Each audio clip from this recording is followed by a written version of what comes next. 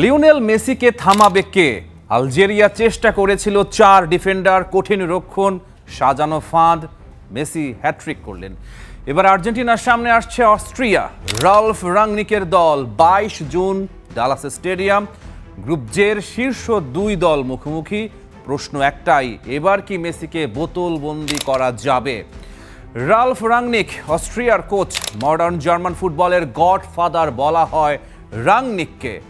Gegen pressing কৌশলের উদ্ভাবক। Gegen pressing কি? ফুটবলে বল হারানোর মুহূর্তটি যে কোনো দলের জন্য সবচেয়ে ঝুঁকিপূর্ণ। এই সময় প্রতিপক্ষ দল গুছিয়ে ওঠার সুযোগ পায় না, তাই পিছু হটে ডিফেন্স তৈরি না করে বল হারানো খেলোয়াড় এবং তার আশপাশের ফুটবলাররা সরাসরি বলের দখল নেয়া খেলোয়াড়ের উপর প্রচণ্ড চাপ সৃষ্টি করে। এর ফলে প্রতিপক্ষ ভুল পাস দিতে বাধ্য হয় বা বলের নিয়ন্ত্রণ হারায়। এই কৌশলের মূল মন্ত্র হলো বল হারালে পেছনের দিকে না দৌড়ে সামনের দিকে রিয়্যাক্ট করা। রালফ রাংনিক ফুটবলের দার্শনিক, নির্মম, হিসেবি, বৈজ্ঞানিক। তিনি ম্যান মার্কিংয়ে বিশ্বাস করেন না। একজন মানুষের পেছনে আরেকজন মানুষ লাগিয়ে দেয়া এই পুরনো পদ্ধতিতে তার আস্থা নেই। আর মেসিকে ধরে রাখার মতো ডিফেন্ডার ফুটবল দুনিয়াতেই নেই। তাহলে অস্ট্রিয়ান কোচ রাংনিক কি করবেন? তিনি মেসিকে থামাবেন না, তিনি মেসির কাছে বলই পৌঁছাতে দেবেন না। কৌশল 1, সরবরাহ লাইন কেটে দেয়া। ধরুন একটা শহরকে অবরোধ করতে চান, শহরের ভেতরে সেনা পাঠাবেন না, রাস্তা বন্ধ করে দিবেন। খাবার আসবে না, অস্ত্র আসবে না, শহর নিজেই ভেঙে পড়বে। রাংনিকের পরিকল্পনা ঠিক এটাই।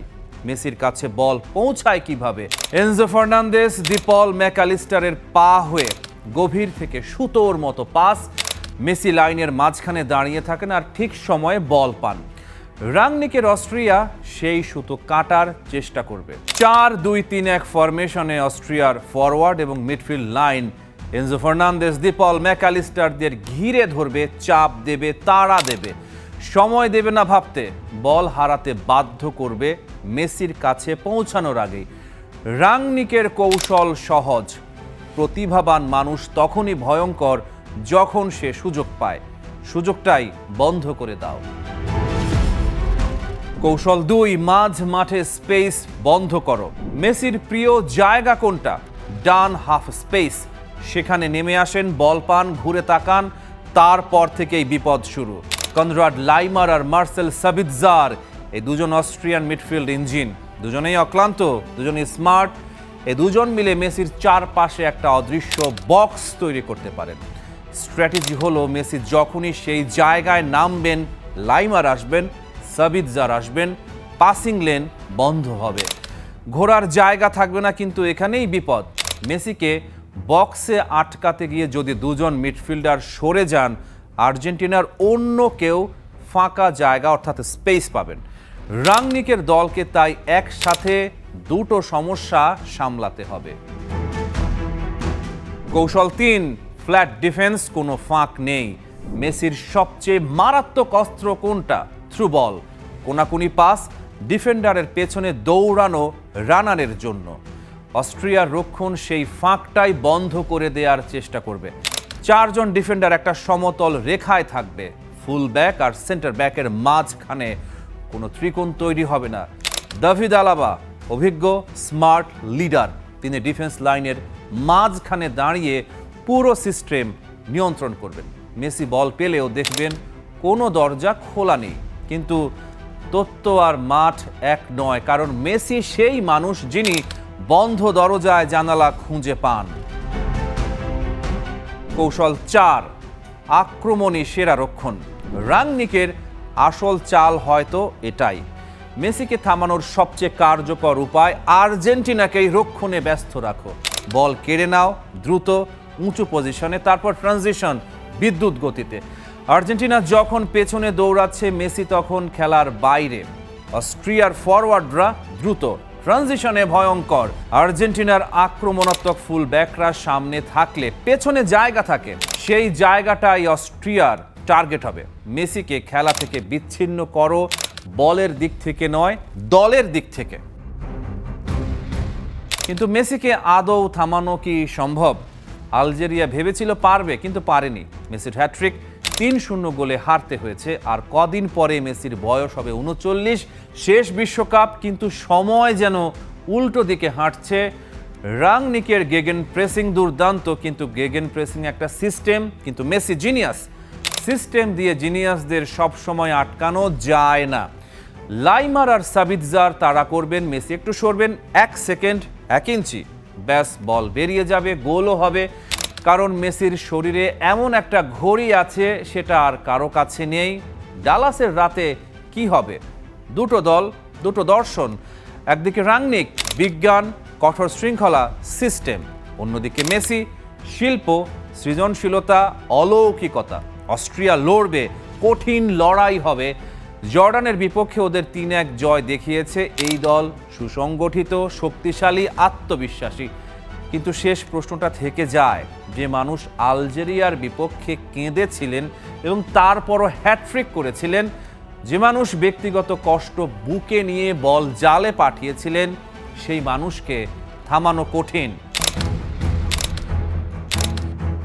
আর্জেন্টিনা বল উইন করলো, ডিপলদের প্রথম ভাবনাই হলো মেসি কোথায়। সেন্টার সার্কেলে মেসিকে বল দিয়ে দিল। মেসির বামে ও ডানে রানার রয়েছে।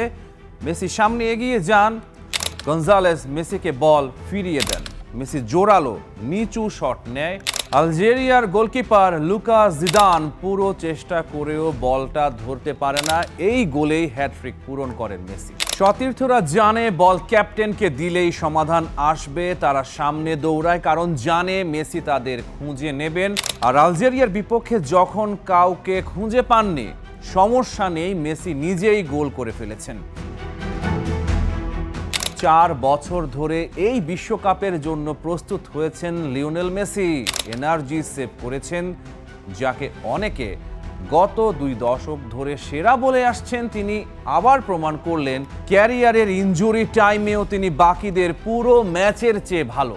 আলজেরিয়ার বিপক্ষে খেলা শুরু হতেই স্পষ্ট হয়ে গেল, মেসি শুধু খেলতে আসেননি, তিনি এসেছেন দখল নিতে। কিন্তু সেই দখলটা শুরু হলো আক্রমণ নয়, রক্ষণ দিয়ে। মেসি নিজের গোলের কাছাকাছি 1-on-1 পরিস্থিতিতে বল জিতছেন, সক্রিয়ভাবে ডিফেন্ড করছেন। যে দৃশ্য আমরা মেসির সঙ্গে কখনো মেলাই না, সেটাই দেখা গেল ম্যাচের একেবারে শুরুতে। স্ক্রিপ্টে ছিল না, কিন্তু তিনি করলেন। 38 বছর বয়সে ফুটবলাররা সাধারণত গতি হারান, তীক্ষ্ণতা কমে যায়, কিন্তু মেসি যে খেলাটা খেলেন সেটা গতির নয়, সেটা বুদ্ধির, সময়ের এবং দৃষ্টিভঙ্গির। প্রতিবার আলজেরিয়ার বক্সের কাছাকাছি বল মেসির পায়ে গেলে গোটা স্টেডিয়াম সোজা হয়ে বসে পড়ল। দর্শক জানে, সতীর্থরা জানে, প্রতিপক্ষও জানে এমন মুহূর্ত বিপজ্জনক। মেসির সতীর্থরা তাকে বল দেয়, তারপর দৌড়ায়, কারণ তারা জানে মেসি উত্তর খুঁজে বের করবেন এবং বেশিরভাগ সময় সেই উত্তর সঠিক। আর যখন সতীর্থকে খুঁজে পাওয়া গেল না, তখন মেসি নিজেই সমাধান হলেন। রদ্রিগো দি পলের লাইন ভাঙা পাসটি মেসিকে মিডফিল্ডারদের পেছনে এবং ডিফেন্ডারদের সামনে একটা মারাত্মক জায়গায় খুঁজে পেল। এই পজিশন থেকে বল নিয়ে ডিফেন্ডারের দিকে ধেয়ে যাওয়া মেসির মতো বিপজ্জনক আর কেউ নেই। আর্জেন্টিনার কোচ লিওনেল স্কালোনি অভিজ্ঞতার উপর বাজি ধরেছেন। এটা শক্তি, কিন্তু দুর্বলতাও। বয়স্ক দল, টুর্নামেন্ট যত গভীরে যাবে পা ততই ভারী হবে। স্বল্প বিরতিতে একের পর এক উচ্চ চাপের ম্যাচ এই দলের জন্য সবচেয়ে বড় পরীক্ষা। লাউতারো মার্তিনেজ নাকি হুলিয়ান আলভারেজ, আক্রমণ ভাগে কে খেলবেন তা নিয়ে এখনো পরীক্ষা নিরীক্ষা চলছে। আর্জেন্টিনার খেলোয়াড়রা বল পেলেই মেসিকে খোঁজেন, এটা ভালো, কারণ তিনি সমাধান দেন। কিন্তু যদি তাকে না পাওয়া যায়, তখন দল সীমাবদ্ধ হয়ে পড়ে। দলকে আরও এগোতে হলে অন্য খেলোয়াড়দের থেকেও অবদান দরকার। তবে আশার কথা হলো রদ্রিগো ডি পল, আলেক্সিস ম্যাকঅ্যালিস্টার জাতীয় দলের জার্সিতে জ্বলে উঠেছেন। মেসির সেই চেনা ভাইব বা শক্তি যেন পুরো দলের ভেতর সঞ্চারিত হয়েছে। মেসির পাসের ওজন, সময়ের হিসাব, বাইরের পা আর ভেতরের পা দিয়ে বল পাঠানোর পদ্ধতি, এটা কেউ শেখাতে পারে না, কেউ বোঝাতে পারেন না। দেখতে হয়, তবে দেখার সময় শেষ হয়ে আসছে। কিংবদন্তি কোচ জোসে মরিনিও লিওনেল মেসিকে থামানোর কৌশল বোঝাতে জেইল বা খাঁচা শব্দটি ব্যবহার করেছিলেন। মরিনিওর মতে মেসি যখন ওয়ান অন ওয়ান পজিশনে বল পান তখন ডিফেন্ডারদের আর কিছুই করার থাকে না, তাই মেসিকে আটকানোর জন্য তিনি কোনো নির্দিষ্ট একজন খেলোয়াড় দিয়ে ম্যান মার্কিং করানোর ঘোর বিরোধী ছিলেন। ইতালিয়ান সংবাদ মাধ্যম এই কৌশলটিকে গাব্বিয়া নামে অভিহিত করে, যার আক্ষরিক অর্থ হলো খাঁচা বা জেল। মেসিকে কোনো একক খেলোয়াড় নয়, বরং পুরো দল মিলে একটি জোনে বন্দি করার পরিকল্পনা করেছিলেন মরিনিও। চলতি বিশ্বকাপে আর্জেন্টিনার প্রতিপক্ষ দল কি মরিনিওর কৌশল ধার করবে? তাতে বিপদ আরও বাড়বে। আলজেরিয়ার বিপক্ষে আর্জেন্টিনার জয় একটা পরিষ্কার বার্তা। বিশ্ব চ্যাম্পিয়নরা তাদের মুকুট সহজে ছাড়বে না।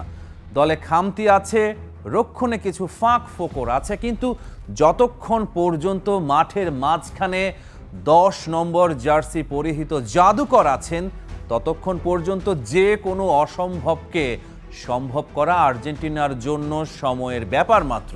20 বছর আগের সেই টিনেজার আজ এক পূর্ণাঙ্গ কিংবদন্তি, যার ইনজুরি টাইমের ফুটবল দেখতে পাওয়াটাও এই প্রজন্মের ফুটবল প্রেমীদের জন্য এক পরম সৌভাগ্য। লিওনেল মেসির আর্জেন্টিনা কি পারবে নিউ জার্সির মেটলাইফ স্টেডিয়ামে আগামী 19 জুলাই আরও একবার বিশ্ব জয়ের উল্লাসে মাততে?